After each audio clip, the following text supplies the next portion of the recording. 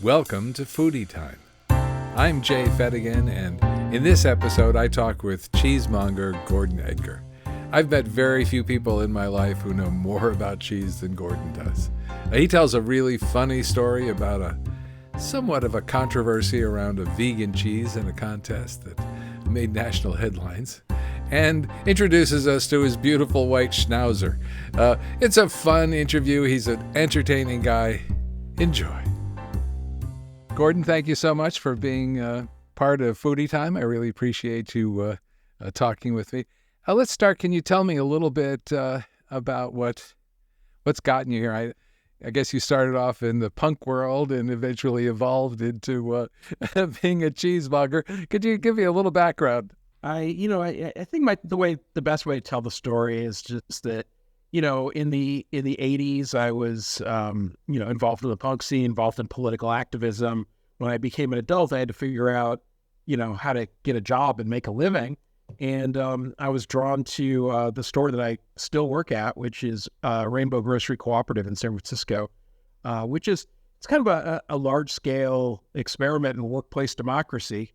And that was what intrigued me more than, working in food, although, I like food. Food's fine. Which that's what I thought at the time. And, I got the job there, and the opening just happened to be in cheese. And I kind of realized right away, it's like, well, there's a lot to know about cheese. Our department at that time wasn't very interesting. I mean, it was, we had the basics, but I was like, the more I started finding out about cheese, how it tastes, the histories, the traditions, all those kind of things, the more interested I was, and I just kind of went from there, and it kind of became what I do 30 years later. So maybe for those who don't necessarily know the term cheesemonger, how would you describe what does cheesemonger mean? I mean, really, it just means that, I buy cheese wholesale and I sell it to consumers. Okay. And I'll talk, I talk about it all day. I mean, there's a lot of little things that go into that. It's funny, when I wrote my first book, which I called Cheesemonger, that wasn't a term people were using. And now it's gotten a little bit, there's a little cachet with it. And now people are trying to use the term when I actually don't think it applies to people. So if you're not talking to customers, I don't think you're a cheesemonger.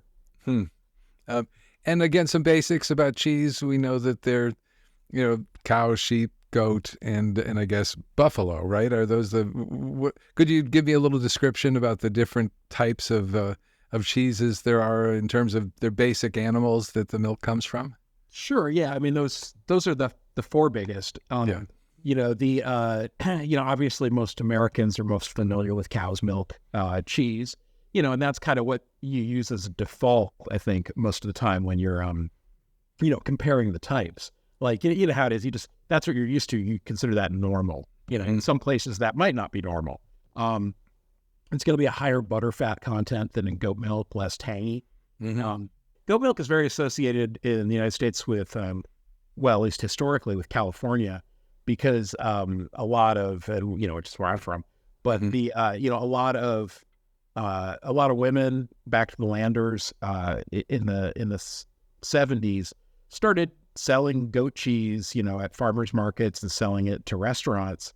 And goat cheese had never really been big in the United States before that, and that really kind of made it take off. It became a bit of a trendy thing, but also something that people hadn't appreciated before, so they could start to appreciate it. Sheep cheese, is something that mostly, we associate with European cheeses or Greek cheeses. And that, that's partially because in the United States, we don't have the herd genetics for really good sheep cheese to make cheese out of. So it tends to remain pretty high priced and pretty much a thing that, you get from your Basque cheeses or your fetas or things like that. But it's more nutty and more rich, more higher fat than cow's milk cheese. Buffalo milk, we associate that with, traditional Italian buffalo mozzarella, and that tends to be much more, rich, creamy, just a heavy cream flavor.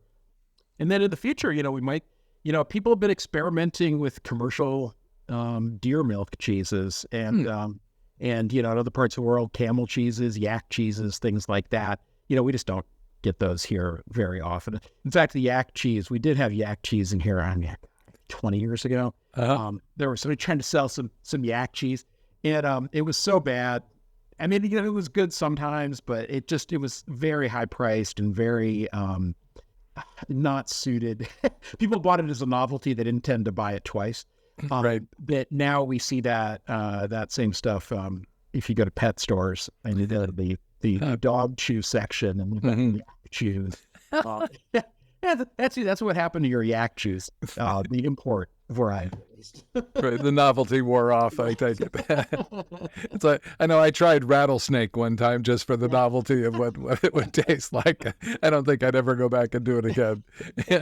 unless you really had to. Yeah. Well, yes, exactly. But that is the nature of food, right? Mm-hmm. It's like, so many of these things we're like, why do people eat that? And it's because, well, that's what was available and people figured out and made a way to make it work, right? Right. And I think that's a really commonality throughout like historical food traditions throughout the world. Yeah, you always wonder who was the first person that tried something like that too. They must have been. I suspect half of the foods that we now were originated out of pure desperation, I would guess. Right. And the ones that killed people we don't know about. Well, exactly. To tell us about That's right. Who ate blue cheese for the first time? Right. You're talking about your desperation. Exactly. I know. It's like, I mean, it's great, but why would you think it would be great? I know. No, it's true. I mean, it certainly doesn't look like something you should eat. One of the things too that I've read, you talk a lot about the kind of the politics of food and how cheese has allowed a lot of the small dairies and manufacturers a way to get around high prices of milk and other products. Is that something that you find interesting? When you talk about fluid milk prices, which, for generations, a lot of farmers could survive on, they've gotten so dominated by the really, really large producers that, if you have 100 cows, it doesn't pay off. If you have 10,000 cows and you're making this many cents a gallon, you can make it work. Certain dairy farmers, whether they're raising Jerseys or other kinds of cows, can find a market, if they're a little lucky, with a cheesemaker who would pay a premium for that so that they can get the milk they want with the qualities they want to make a certain kind of cheese. Can you elaborate on that a little bit more? I mean, and I guess most people think of milk as milk, the cow's milk is cow's milk, but how is it different? Is it by the breed or by what they're fed or a combination of things? Yeah, a combination of things. I mean, there's just take the feed first. If the cows are grazing, you're going to get a different quality of milk. You can see it in the color. But if you see a cheese and it's really yellow, that those cows have been on grass.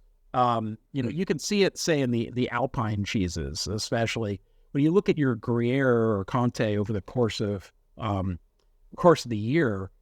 Sometimes it's going to be yellowy. Sometimes maybe almost even gold. And then other times it's going to be much, much lighter, much whiter. And that's just based on the time of year they're grazing. And you can really see the effect from the beta carotene in the grasses and how that translates into their milk, and then also into the cheese. I mean, I wouldn't even necessarily say one of those is better or worse, but generally speaking, the what's considered the alpage, which is the in the Alps, which is when they're at the highest elevation, is considered the best, most premium milk because they have the biggest array of grasses and flowers and plants that they're eating, and it creates the most interesting milk. And so, if you go into a store and you see Gruyere and then you see a Gruyere alpage, if you can afford it, buy the alpage because it's going to be a more interesting flavor. But also in terms of breeds, so, I mentioned Jerseys before, and I think that's the easiest example. Because if you have a herd of Jerseys, they do not produce much milk. You have to, really be aware of that and understand that. But the milk they produce has the highest butterfat content of any cow. So, you can make really interesting, really amazing cheese with that. There's just not, nobody who's using Holstein milk is going to get that same flavor, because that flavor is going to be unique. And, higher butterfat, which everybody loves, but it's also going to cost more because you don't have as much volume from your cows. Well, I never even thought about that. It certainly makes perfect sense that both what they're grazing on and the type of. So yeah, but I see all the wines back there in your collection. Yeah, it's like different grapes, right? Right. It's the same thing. Well, and the connection too, I guess, between wine and cheese would have to be aging, right? Because aging is part of the cheese making process and part of the different qualitative differences in cheese.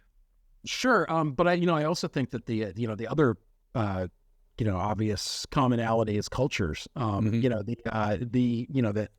often talk about terroir with wine, right? And with cheese, you can't really talk about terroir with cheese if you're pasteurizing the milk, right? Or if you're buying your cultures. But if you're doing a traditional practice of souring your own milk, basically from the day before, and then adding that back into the next day's cheese batch, you're creating a very unique batch of cultures that can't really be duplicated in the same way. And it creates a really interesting and unique cheese. Like say Parmigiano Reggiano, always done that way, has to be by the name control. You can't buy cultures, Parmesan cultures, add it to your cheese and call it Parmigiano Reggiano. You have to create your own.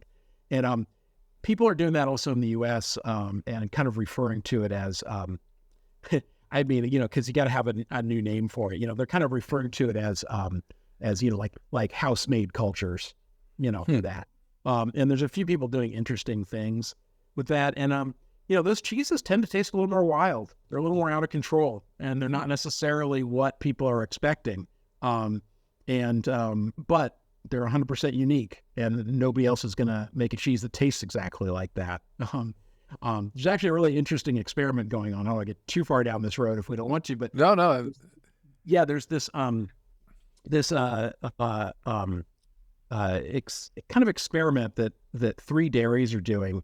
It's called the Cornerstone Project, where there are 3 dairies located in different parts of the eastern seaboard, and they're all making the same cheese with the same recipe, but creating their own cultures. And it's they make it all the same way, small vats. You can't make this. You don't get the recipe if you're too big. It's got to be a small production thing. And they're just really experimenting with what the differences are between those cheeses made under identical make process, but with milk, milk from cows. It's all cows.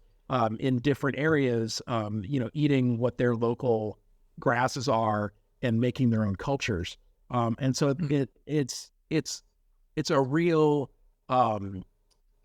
revealing of the differences agriculturally in those areas, or archaeologically in those areas, based on what they eat. And it's kind of just starting. You got to kind of be in the know to find these things or to know what they are. But the cheese is all called Cornerstone, and it's made in different areas. Right now, like I said, mostly on the East Coast. There's nobody doing it on the West Coast yet. But, it's fascinating. It's fascinating to see that, because most people don't realize, that, cheese has been, kind of homogenized. I don't mean the milk, in certain ways, because most people these days are buying their cultures from, a central distributor of cultures. You want to make a Swiss cheese, and they have some version of what originally would have been an Alpine culture that they sell to you, and you add to your cheese in wherever, in Wisconsin, in California, whatever. And so mixed cheeses taste a little samey, and doing this with their own cultures really changes that. But you actually asked me about aging. Yes, yeah. No, I'm curious. I am curious about aging because that seems to be. Yeah. I mean, all these things work together, that's the beauty of cheese because, you know, it isn't just, there's only four ingredients in cheese, but yet there's almost infinite results, Right. and, these things all work together. There's certain cultures you would use for a younger cheese versus an older cheese because certain ones, dominate or maybe don't taste actually as good when they're aged to a certain point. So, the trick with aging, not all cheese is meant to be aged, It's not like there's this automatic, oh, you age it and it'll be better. There's a lifespan to different cheeses, and I mean, we all know this, right? Because, you take a fresh mozzarella and age it, 100 days and then eat it and, go to the hospital. Right. It looks like a blue marbles or something. Yeah. But even the cheeses that you think of as aged cheeses, they often, they have people there whose job professionally it is to grade these cheeses and to test them and decide which ones get to age and which ones will be sold cheap. You go to the Comté, and Comté is basically French Gruyere. If you're in the region, they call it Gruyere de Comté, but we don't use Gruyere for that here, because the Swiss are powerful. But and they make good cheese. Don't let me. That's not trying to talk right now.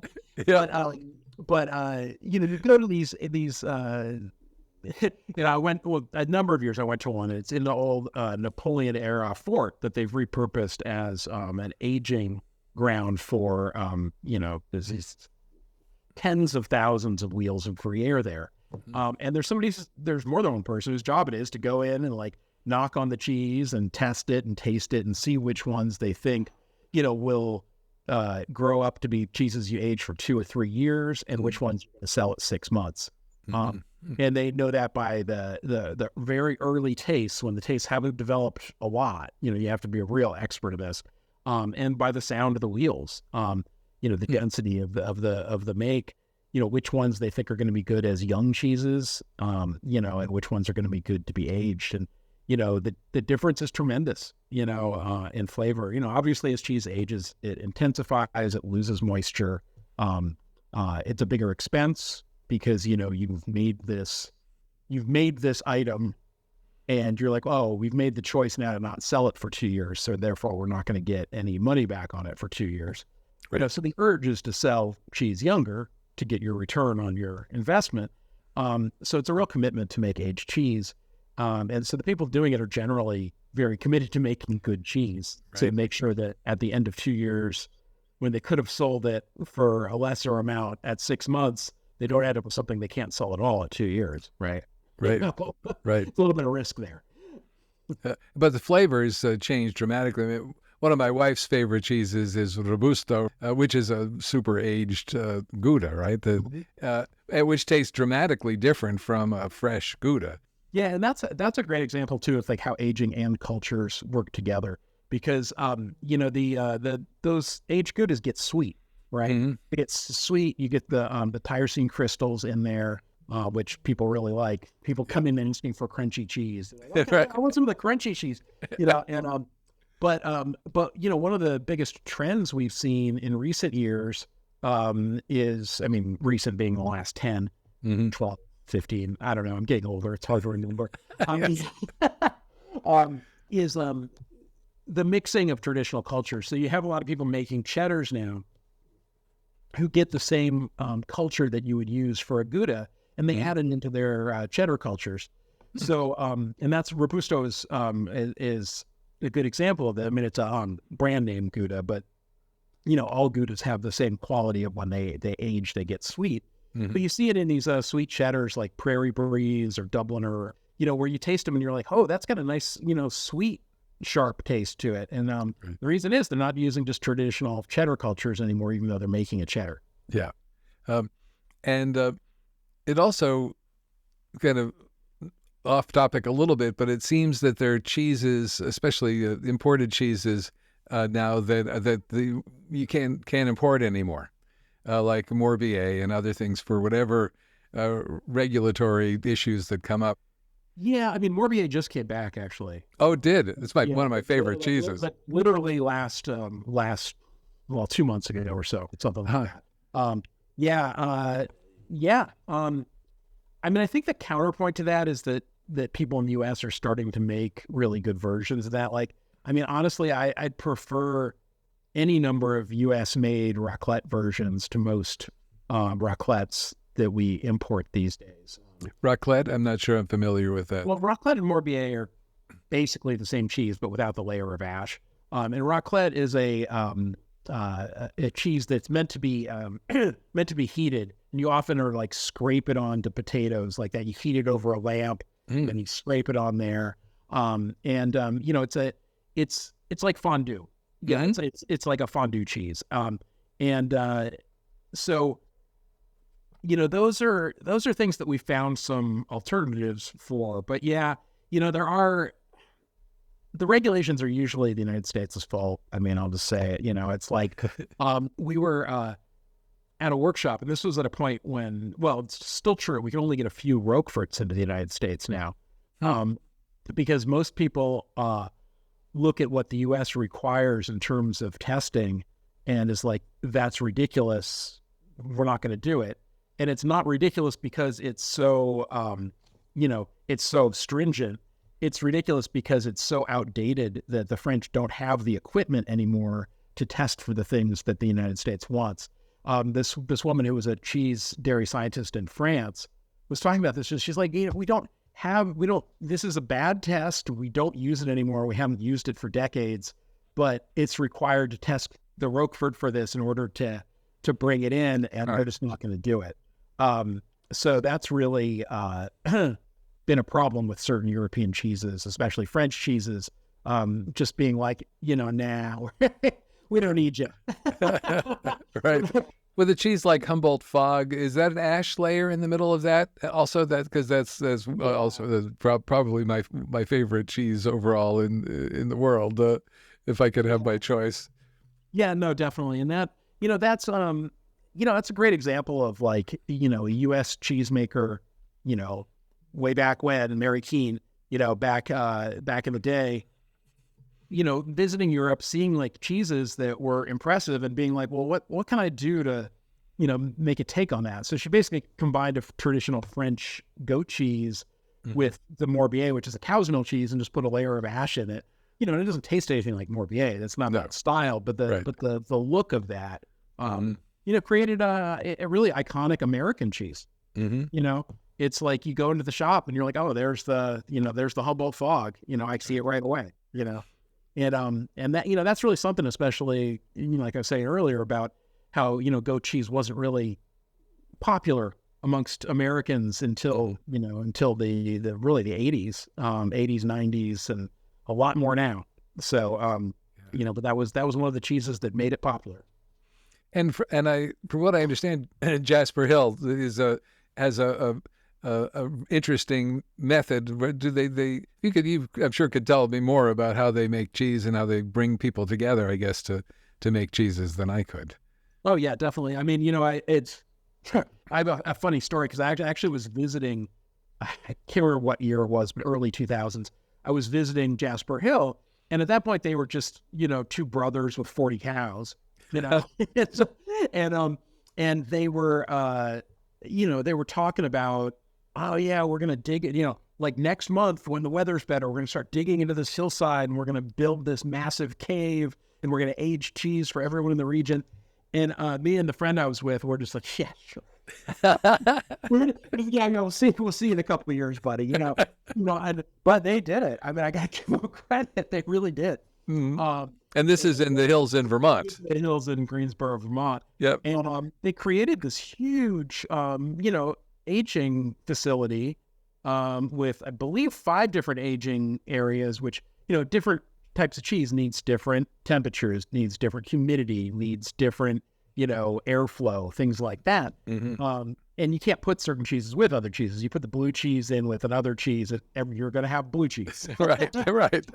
So, you know, they created this amazing, they really modeled after European, you know, aging facilities. And it's just it's pretty unique in the United States. And they create great cheese. At that point they were one of the smallest farms in Vermont, and they combined with the biggest in Vermont, which was Cabot, and started.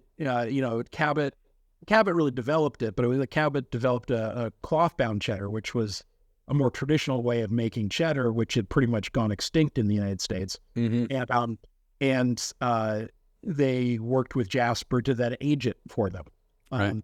And because that kind of, Cabot no longer had aging rooms that were set up to age that kind of cheese. I've been to the warehouses, big warehouse space, right, a lot of cheese, but right. It wasn't really set up for that kind of aging.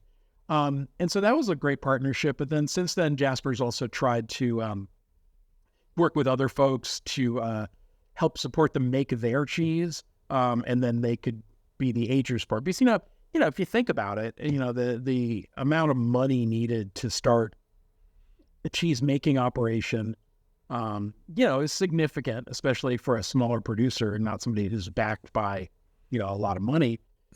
But then adding an aging room is also another expense. So if you can cut out one of those things, it can really help be an incubator for new cheesemakers.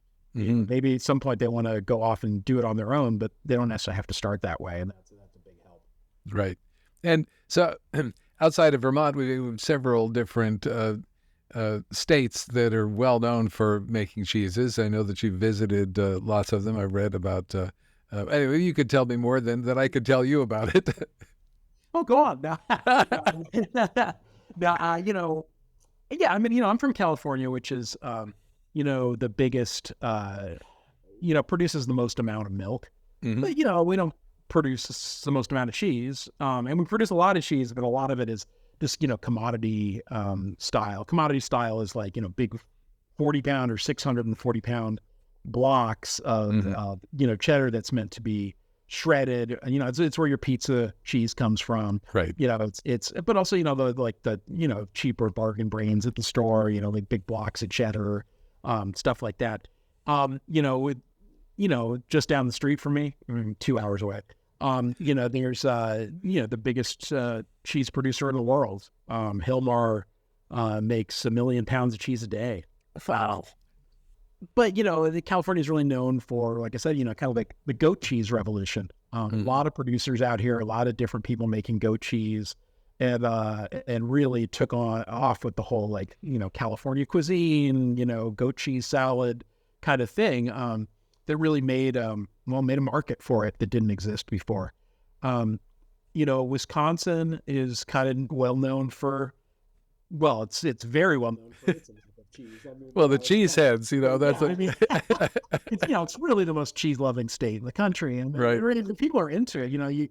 It's funny because as a professional, I'll go there and I'll go on a visit and I'll get a cab from the airport or whatever. And, the cab driver would be like, "Oh, so what are you in town for?" And I'll be like, "Oh, cheese." And then they'll start telling me about cheese. You don't want to hear what I have to say. I'm not from Wisconsin. I don't know what I'm talking about. Right. And so, but that's kind of very pleasurable in its own way. And there's still a lot of smaller scale cheesemakers there. Really, a lot of long-time cheesemakers there. And really interesting, stuff. Sure. and a lot of community love for it. It does tend to be like small factory production. You see less say raw milk stuff in Wisconsin.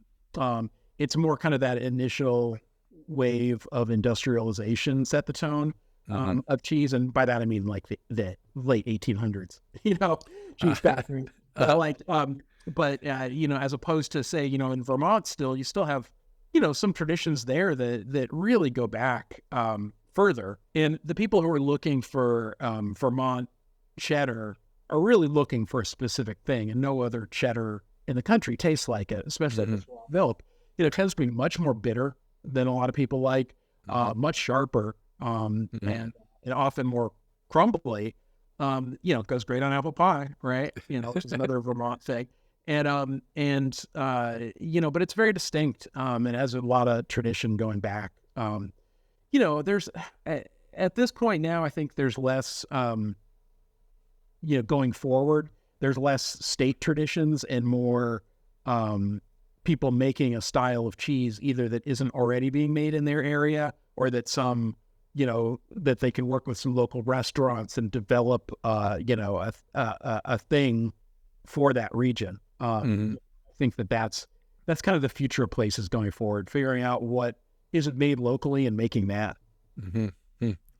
And I know that there's every state in the United States makes wine of one type of another. Is that the same? Are there people in all states making cheese? Do you know? That is a good question, actually. All the years I've talked cheese, nobody's ever asked me that before. I don't know. I mean, some people are always making cheese. Yeah. It's home cheese makers. Right. Are they commercially selling cheese everywhere? There's not a lot of cheese. I've never seen a cheese from Alaska. Right. I've seen cheese from Hawaii, but there's definitely strong regions for dairy, and I think part of it is that you need there needs to be like a community of support.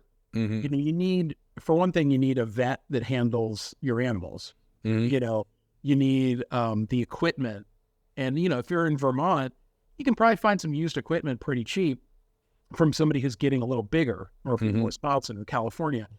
If you're somewhere where there is not a lot of cheese being made, you probably can't. And so, expenses are bigger for that as well. So it really takes a little more to make cheese in areas where there isn't already that community of support there, and the kind of tools and expertise there. This is actually the biggest problem we've had with buffalo milk cheeses in the United States is the tools aren't here.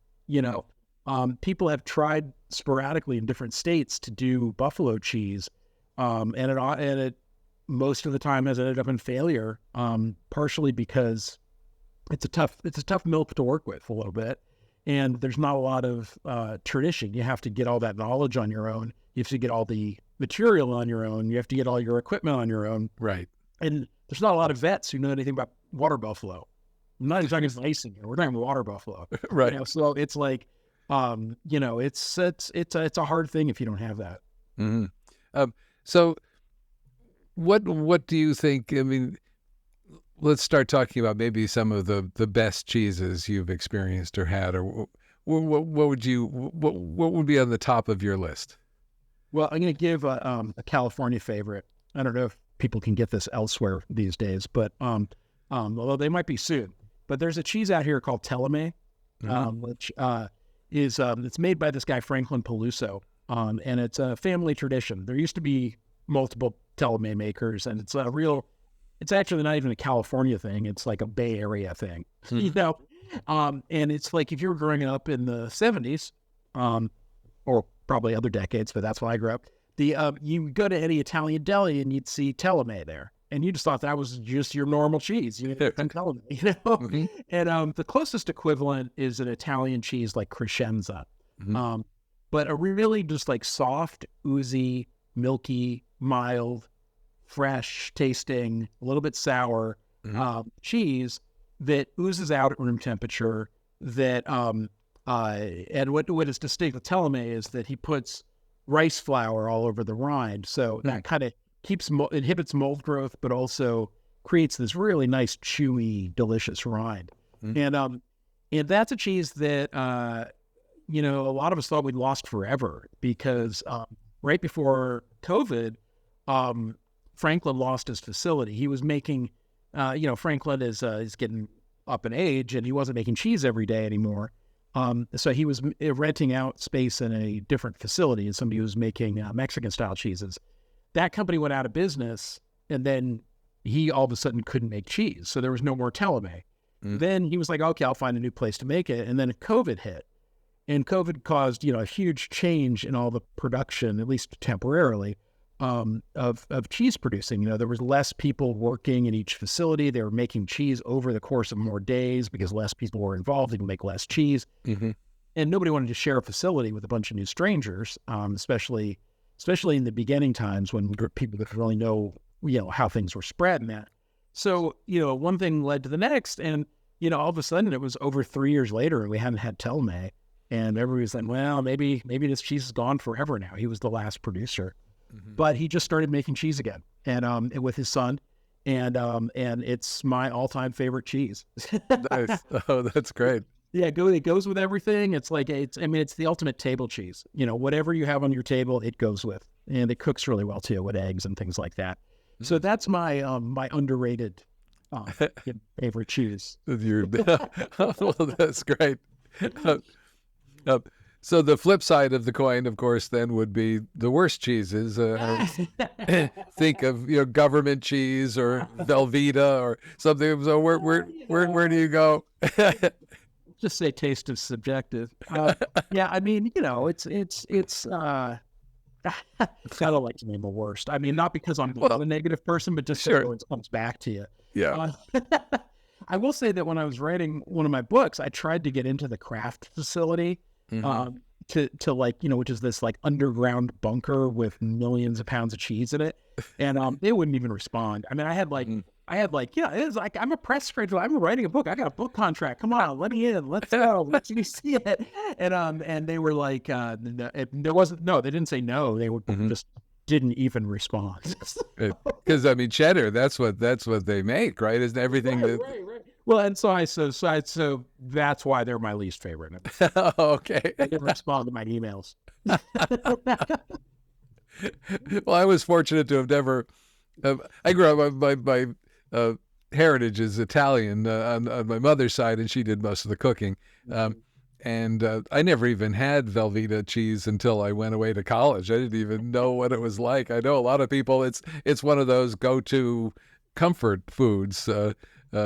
But it's I mean it's what I grew up on. Kraft Singles and Velveetos, all we had in the house, and I don't find it to be comfort food though. No. So, I mean, I'm not against the whole concept. You don't go with that like Wonder Bread, the toasted cheese sandwich. I'm a tuna noodle casserole. Man, that a totally 100% comfort food. But I just don't find the comfort in the. I think you work this thing professionally for long enough, and then you're just like, whoa, what the hell? Yeah. It's just. One of the things you mentioned is rinds, and I know that there's always a lot of question with people who eat cheese and love cheese. Are there rinds that you shouldn't eat? Are there, can you eat them all? Do you stay away from some? I mean, I just had one that was wrapped in birch bark, which was delicious, but obviously not something that you could eat.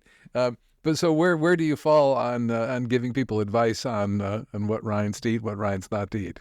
I think people should follow their own star on that one. Yeah, like cheeses with hard rinds aren't meant to be eaten, but things with like Parmigiano Reggiano, you save those rinds and you cook with them. Right. And so you make soup stock out of. You make sauces with them. They're great for that. You don't want to do that with a natural rind that has a lot of mold growth and other things on it because it just won't taste good. Right. And there's like cheese, like say Taleggio. I'm just now that I know you've got Italian heritage, I'm just Italian cheese. Yeah. Taleggio, it's got that pink and often moldy rind. I don't like it. I cut it off. Right. But I talk to a lot of customers who really do like it. They like the bitter flavor with the rich cheese. I don't, but right. But it's really to taste, and it's okay. It's whatever people want to do. There's nothing that's really going to make you sick. I mean, if it's going to make you sick, you'd have a hard time eating it. Right. So yeah, it's like the bar. Right, like the bar. You might be in trouble. Yeah, it was not very appealing. I mean, it added a wonderful flavor to the cheese. Absolutely. Now, so let's move into some of the future of cheese and I guess what I would consider cheese-like products. And I read a funny article about this. You tell me about this the competition there. Well, I was such an unwitting part of the whole controversy. One of my jobs at the store I work is I also buy the vegan cheese. And there's it's an increasing amount of people who want vegan cheese-like products, and just as a background thing, I mean they're getting better. They're not cheese. The thing I like to say, and I wrote this in that article, is was, like cheese has 10,000 year history, and these kind of, vegan products that are trying to be cheese-like, have what, 20 or 30 years, So how would they be good? I mean, how would they be as good as cheese? Right. It just doesn't make sense. They've come a long way in that time. I mean, I was a retailer when we were carrying things like tofu-rella and things like that, which was just god awful. And and like, like pencil erasers is what they always reminded me of.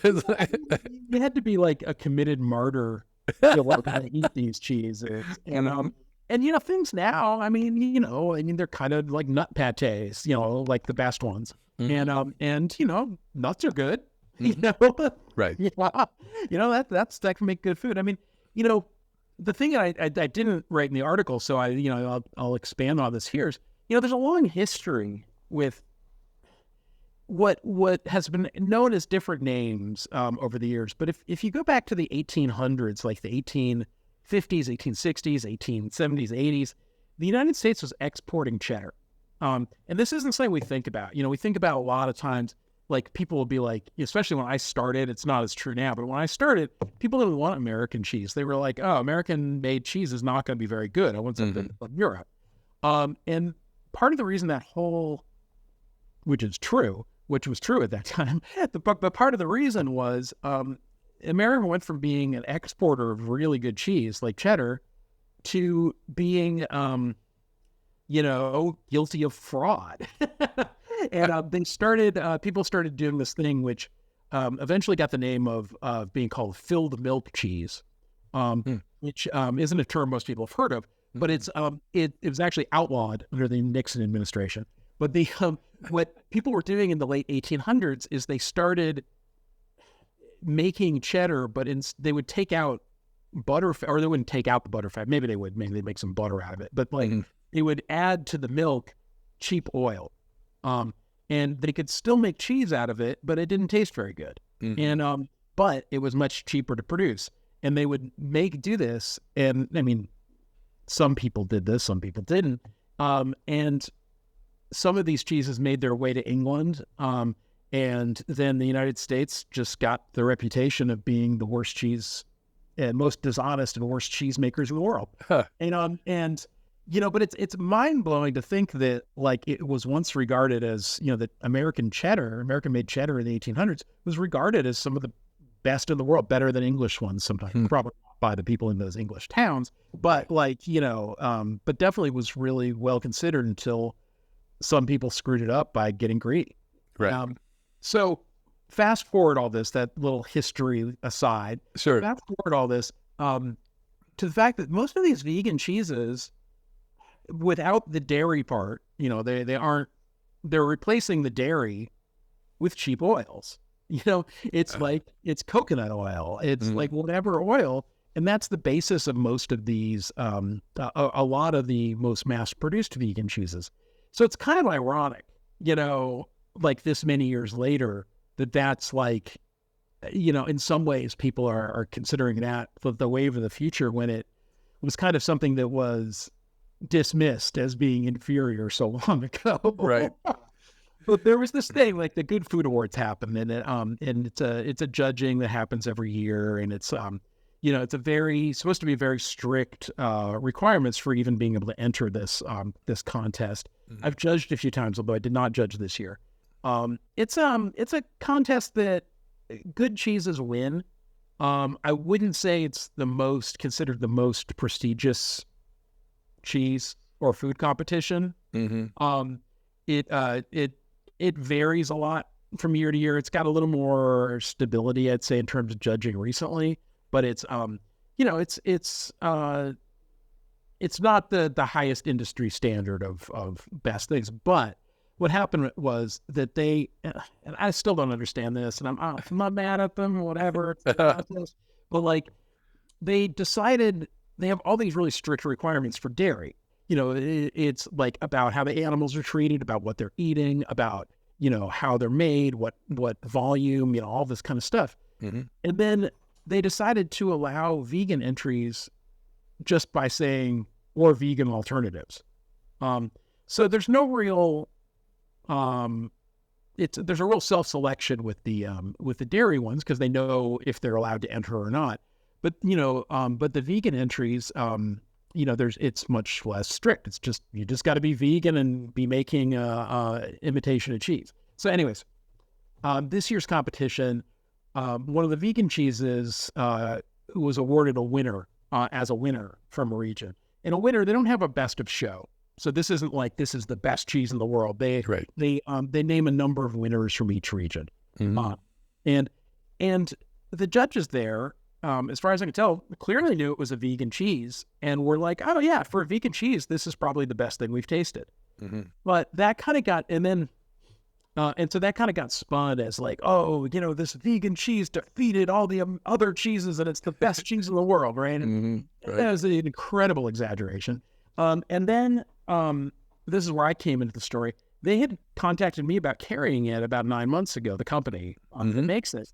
And we tasted it and we're like, yeah, this is really good as a vegan cheese. And then they sent me the ingredient list and I was like, I don't recognize this ingredient. And I looked it up and it was an ingredient that is not on the list of generally recognized as safe from the FDA. So at that point, which is our store's policy, I was like, well, we can't carry this. It's not, it uses an ingredient that's not approved. So I'm just going to pick up my dog here. This is Grumble. Grumble? Grumble. And so anyways, so I was like, well, let me know when and they were like, oh, we're going to reformulate. And I'm like, okay, well, let me know when you reformulate. So then I saw that this cheese won, and it won what is supposed to be like the strictest competition, for quality and, it's the good food awards. It's not just the crappy food awards, put anything in it you want awards. So I was like, did you guys ask for an ingredient list? And I don't know if they did or they didn't, I have no knowledge of the inner workings here. But all I knew is the next thing, they were told that they were not going to win that award. Oh, no. And the Washington Post did this really, and this is where it became national, like a national thing. Right. Washington Post did this really not well-written article. I don't care. I'm insulting somebody out there. I don't know, but the article had all the information it needed to tell you the truth, but somehow was framed in a way that didn't, and it was like, it basically was comparing it to the like Judgment in Paris when the wines went, and it just, first of all, the contest was nothing like that. Yeah. Second of all, it didn't win like overall. And third of all, there's a really good reason it was disqualified. Right. So that, I was asked to write an article about it because I was the one. The Washington Post referred to a cheese informant. I was like, if you'd called me, I would have gone on record. Like your deep throat or something, right? I think the food is shielding my identity. I think they just didn't know if I was okay with it. Yeah. So they just give my name out. But yeah, so all of a sudden I became a cheese informant, which I've now taken on. I'm going to use that as my title. I'm making business cards that say cheese informant. That's very funny. I read those articles. That's why I was very curious to hear the backstory. Well, no, and I think that's how I got on your radar. So hey, that's right. Exactly. That's so. Where do you think do you see future trends or changes coming with cheese? Do you see anything down the road that might be different than what we know today? I feel like there's a real growth in fermented foods in general. Cheese is a fermented food, right? And so I think when you think about these alternatives, I think that's where people should be thinking. There was this guy who was a Vietnamese immigrant who was in the Bay Area, and he missed something that he grew up with, which was a fermented tofu that he was calling tofu misozuki. And so he was selling it at farmers markets, and it was so popular that he started making more of it. And we were selling it at the store, and it was incredible. It was this fermented tofu that had like the depth of like the biggest washed-dried cheese, and it was just like intensely powerful, amazing stuff. And I'm like, man, that is something. Like, that is tradition. That's like, taking something and making it into a really unique food that you can use in different ways. That really opened my eyes to what you could do with fermentation of stuff in terms of getting the complexity of flavors. Mm. Most of these, vegan cheeses do, is that they're not like a good cheese shows off the milk, and thus is showing off the plants in the region. This is the whole plant-based thing drives me nuts. Because any cheesemaker you talk to is like, it's all about the grasses and what the animals are eating. Right. You're filtering that through your animal and making and bringing out the flavor in the cheese. And you're not doing that with the nuts. If you're making a cashew cheese, you're not like trying to show off all the flavors of cashew you can get. You're like dumbing it down and putting a bunch of coconut oil in it, and you're creating these really, uninteresting products that, are trying to achieve the level of, craft singles at best. I think that the growth of fermented foods and trying to show off the source material, let's say, is something that I think over the next decades will really be interesting. In terms of cheese specifically, I think that people are really making, the United States is going to continue to create more really good, interesting cheeses, which, has been in our lifetime. United States was good at a few things before, and now, the variety of cheese being made, more milks, more styles, more ages, it's just uncompared to any time in U.S. history. And I think that's really interesting, even as you see these original, like, kind of back to the lander folks, retiring and selling their companies to much bigger cheese companies and losing some of their originality as time goes on. You're seeing a lot of other people pop up in their places. I mean, this is not a prediction, but for interesting cheeses to go forward, you have to embrace different flavors, as a eater, right, consumer, and what I used to see back in the 90s was people would be like, oh, there's a new goat cheese. I'm just going to buy it every week because I want to support this small farm, and someday the cheese will be good. And what I think you see now is that the level of cheese has become so good that people aren't willing to do that, at least in our market. It also costs a lot more too, probably. Yeah. But the margin for error isn't where it used to be. That is where farmers markets come into it. People being able to give you a sample of everything they're selling and that kind of stuff. But it's a hard environment out there to start something and succeed. There was a little more room for slack. I mean, you even see that with our store. It's like, could somebody come in and start a 25,000 square foot business that would compete with our store? We're a grocery store, not just a cheese store. Right. And I would love a 25,000 square foot cheese store. Awesome. But it's like the capital needed to do that is nothing like the capital it took for a bunch of hippies to open a storefront in 1975 in the Mission District in San Francisco. It's not comparable. It's like a few $1,000s versus millions. I'm just going to take a quick look at my notes and see. I've just been talking and I haven't even looked at any of the notes that I took. You don't need notes. I know. Just want to see if I missed anything. We didn't talk about schnauzers enough, I feel like. We did not at all. I know.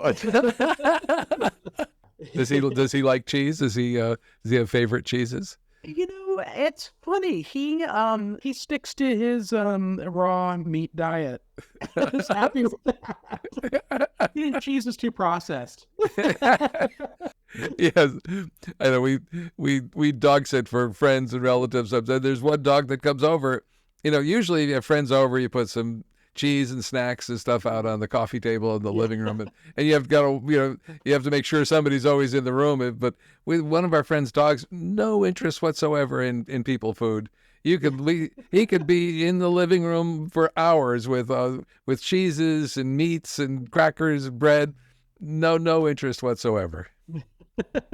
My last dog, which is also a white Schnauzer, I got this great picture. I was on vacation and I was eating a brie like this. I just had the whole half in my mouth, and he's like leaning as far as he can over to try to lick it. He's got his tongue out as far as it goes. This one, not so much. Well, this has been great. Is there anything that we haven't talked about, that anything we haven't touched on that you'd like to talk about?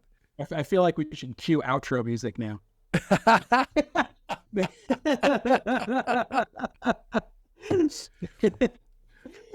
Well, I will show, this is my book. Yes. The book that's still in print. The other one isn't, at least for now. But Cheddar's on Chelsea Green. Well, thank you. This has been great, very enjoyable, and really interesting.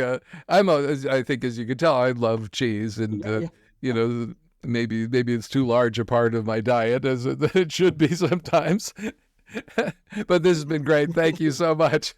Sure. Call me anytime you get a cheese question. I'm here. I will. That's great. Thanks. I really enjoyed my conversation with Gordon, and boy, does he know a lot about cheese. And I loved seeing his cute little Schnauzer. It was great. And hearing that entertaining story about the controversy around the vegan cheese in the contest, and about future products and things that are coming up to keep an eye out for. Well, thanks for listening to Foodie Time. This is Jay Fettigan. We'll see you next time.